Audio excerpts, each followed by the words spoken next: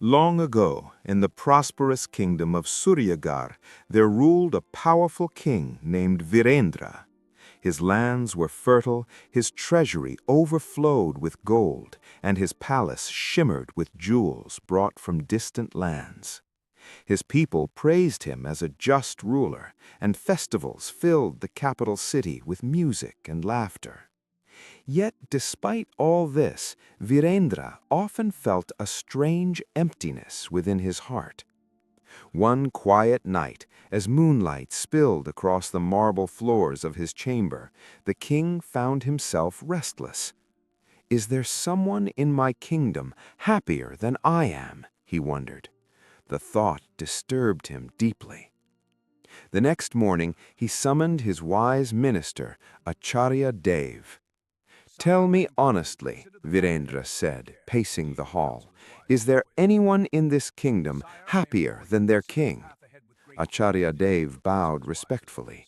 "Your Majesty, you possess wealth beyond measure, loyal soldiers, and the love of your people. Who could possibly be happier?"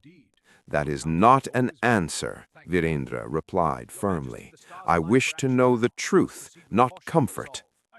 After a thoughtful pause, the minister suggested, "If your Majesty truly wishes to know, you must walk among your people in disguise.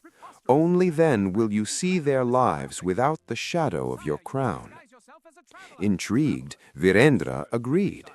That very evening, dressed as a simple traveler, he left the palace with only his loyal guard captain Vikram secretly watching from a distance for protection. As Virendra wandered through villages and marketplaces, he observed merchants arguing, farmers worrying about crops, and laborers counting their coins anxiously. "Perhaps I am indeed the happiest," he murmured. But just as he prepared to return, a soft melody drifted through the night air. The tune was played on a flute, sweet, calm, and full of life. Following the sound, Virendra reached a small hut at the edge of a village. Through the window, he saw a young potter named Milan sitting beside a tiny oil lamp, playing his flute with a peaceful smile on his face. The hut was simple. The roof was patched with straw, and clay pots were stacked neatly in one corner. Yet the serenity on Milan's face startled the king. "How can someone with so little appear so content?" Virendra wondered. He knocked gently. Milan opened the door with warmth in his eyes. "Come in, traveler. Please forgive the humble space." Inside, Virendra asked about his life. Milan explained cheerfully. "Each morning I shape clay into pots and sell them in the town market. With what I earn, I buy food for the day. I eat, I play my flute, and I sleep peacefully. I have no debts and no enemies. Why should I worry?" "You have no savings?" Virendra asked, surprised. Milan laughed lightly. "Savings? For what? Tomorrow I will work again. Today is enough." The king returned to the palace disturbed. "He is happier than I," he admitted to Acharya Dev. "He owns nothing, yet he radiates peace." The minister, still unconvinced, said, "Perhaps his happiness depends on his daily earnings. Remove that, and his joy will fade." To test this, Virendra ordered a temporary ban on the sale of clay pots throughout the kingdom. The royal advisor, Rajni, known for her sharp insight, hesitated but remained silent. Days later, Virendra once again disguised himself and visited the village. To his astonishment, he heard the same flute melody. Milan was smiling as before. "How do you survive?" the king asked. Milan replied, "When the pot market closed, I helped an elderly carpenter named Bola chop firewood. Now I earn by cutting logs. Work is work. As long as I can labor, I can live." Virendra was baffled. "Then perhaps steady employment under pressure will trouble him," suggested Acharya Dev. So Milan was summoned and appointed as a palace guard. Though reluctant, he accepted out of respect for the king's command. The new job paid only monthly wages instead of daily earnings. Milan quietly pawned his issued sword to a merchant named Karim in exchange for small daily coins to buy food, replacing it with a wooden replica carved by Bola. Each night, despite standing long hours at the palace gate, Milan returned home and played his flute peacefully. Frustrated, Acharya Dev whispered to the king, "True peace shatters under guilt. Let him face a moral burden." Soon an order came. Milan was to carry out the execution of a convicted criminal named Samar.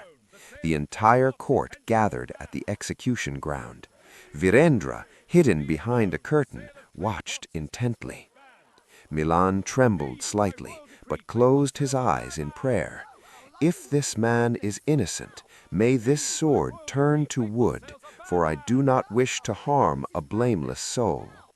With steady hands, he raised the sword and drew it out. Gasps filled the air. The blade was wooden. Confusion erupted among the soldiers. Vikram rushed to inform the king. Virendra immediately ordered Milan brought to him privately. In the royal chamber, Virendra revealed his identity as the traveler who had visited him.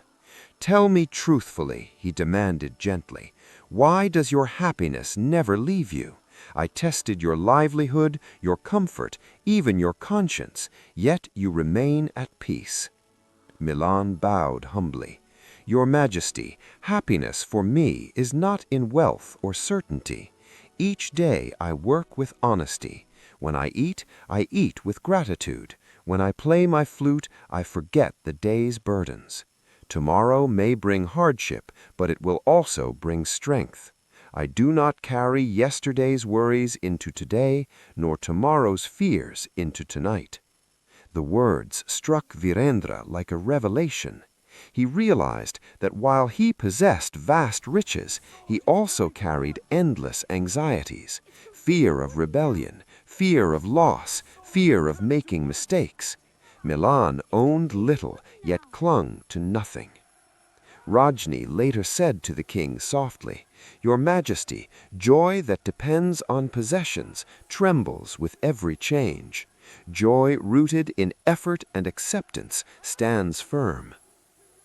Deeply moved, Virendra lifted the ban on clay pots, returned Milan's pawned sword with a reward, and ordered a fair review of Samar's case, eventually granting him mercy after discovering important new evidence.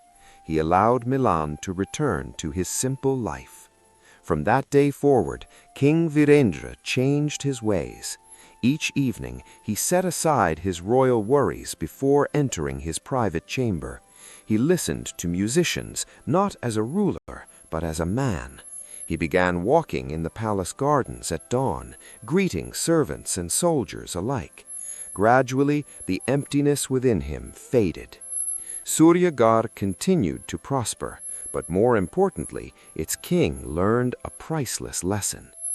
True happiness does not depend on wealth, power, or comfort. It grows from honest work, a clear conscience, gratitude for the present, and the ability to leave worries at the door each night.